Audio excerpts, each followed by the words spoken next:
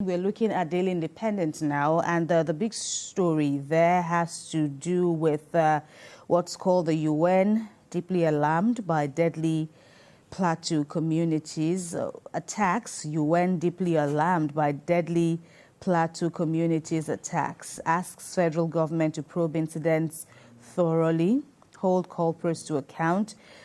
In the meantime, there's a writer there saying government have sent letter of impending attack. Middle Belt Forum is saying there. Other stories there.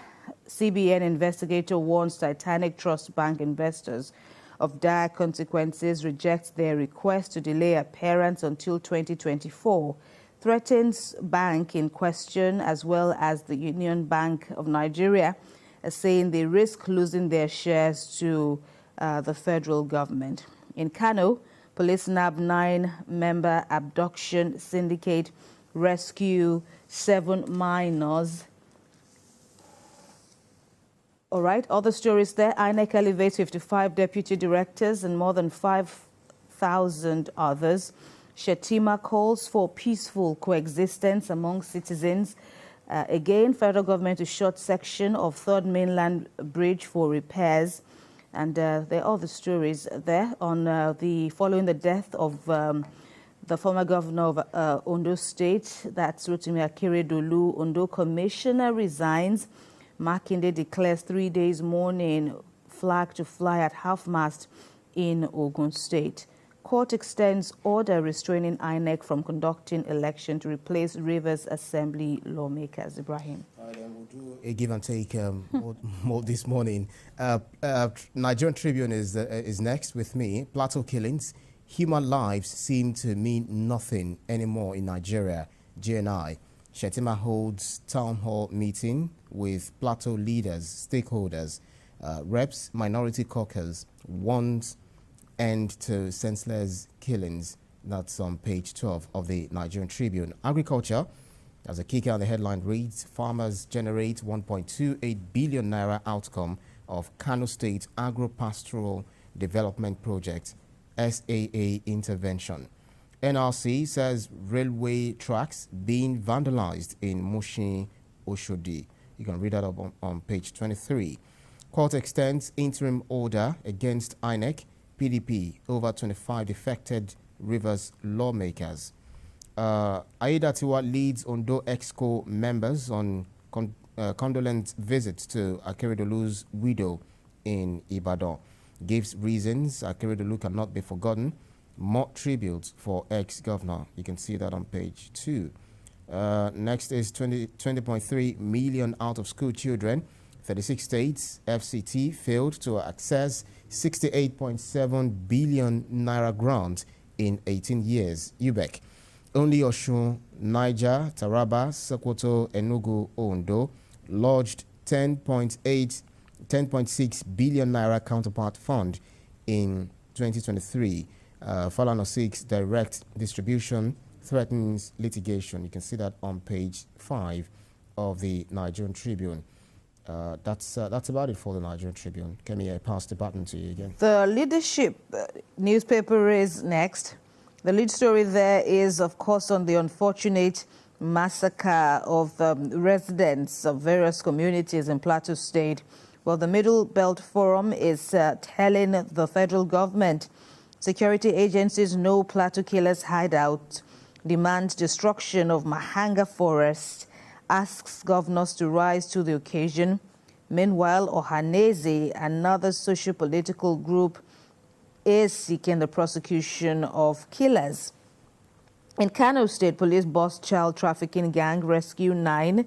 And once again, still on the issues in Ondo State following the death of Rotimi Akeredolu. Well, the substantive governor now, Aiyedatiwa, vows to sustain his predecessor's legacies. Rivers State still in the news. Court extends order against INEC and others. No hiding place for bandits in Bauchi State, says Governor Bala Mohammed. Ibrahim. Yes, Nigerian News Direct is next. The screaming headline here says, race to deadline. More states sign budget, pass appropriation bills. That's on page 3. Rivers Assembly seats, stakeholders ignore Aso Rock agreement, proceed with lawsuit. That's on page 23.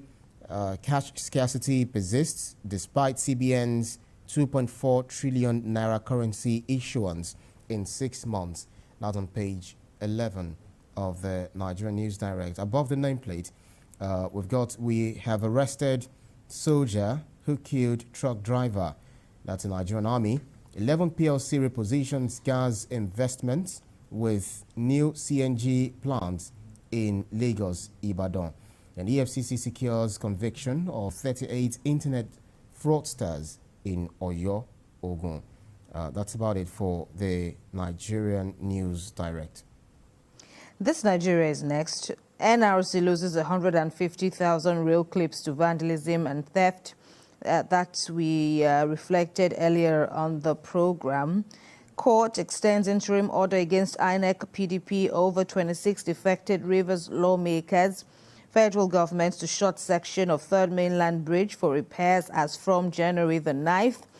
On intervention loans, CBN recovers 264.04 billion naira from borrowers in the first half of the year. And the Police Service Commission calls for disbandment of special police constabulary. Akeredolu still, battle for Ondo deputy governorship begins, of course, following the swearing in of the new Governor Aiyedatiwa. And in Oyo State, of course, more commiserations and messages of sympathy, actions of sympathy. Oyo State Governor Makinde declares 3-day mourning in the state.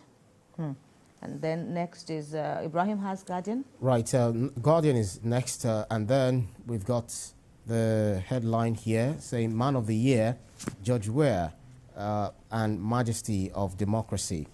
I think he's being seen as the Man of the Year according to the Guardian newspaper, saying that so far demonstrating to the people of Africa that democracy can be made safe through strength of character of leader, for showing that he has no selfish ends to serve other than public interest, for exemplifying that the peace of democracy must be planted upon the tested foundations of political liberty, for accepting responsibility for his personal and political party failure, etc.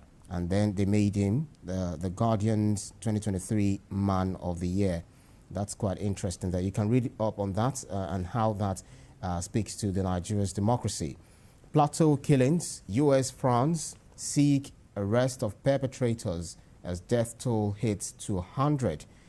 You can see that on page 6 of the Guardian newspaper. Next is fresh worries as 20 electricity plants face hurdles. More resignations loom as Aiyedatiwa takes charge in Ondo State. And on the bottom strip of the newspaper, court extends interim order against INEC PDP over defected Rivers lawmakers. That's just about it for the Guardian newspaper. Brief, short, and straight to the point.